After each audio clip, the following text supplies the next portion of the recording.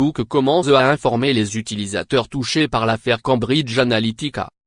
Les autres utilisateurs, ceux dont les données n'ont, selon Facebook, pas été récupérées dans cette affaire, peuvent quant à eux voir apparaître un message les invitant à se rendre dans la section App et site web de leurs paramètres pour faire le tri dans les applications dont ils ne se servent plus. Lire nos explications. Comment une entreprise proche de Trump a siphonné les données de millions d'utilisateurs de Facebook.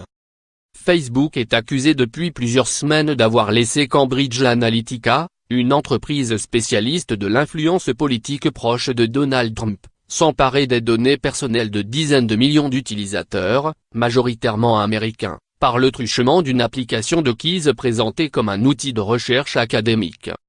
Mark Zuckerberg a reconnu mercredi 4 avril que 87 millions d'utilisateurs de Facebook à travers le monde avaient potentiellement été touchés, dont 2,7 millions d'Européens.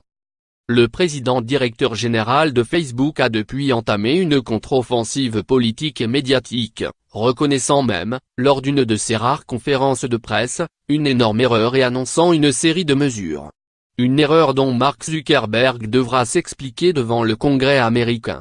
Il est attendu ce mardi 10 avril au Sénat et le lendemain à la Chambre des représentants. La commission sénatoriale du commerce entend interroger le fondateur de Facebook sur son plan pour regagner la confiance perdue, sauvegarder la confidentialité des données des usagers et mettre fin à une série de réponses tardives à des problèmes importants.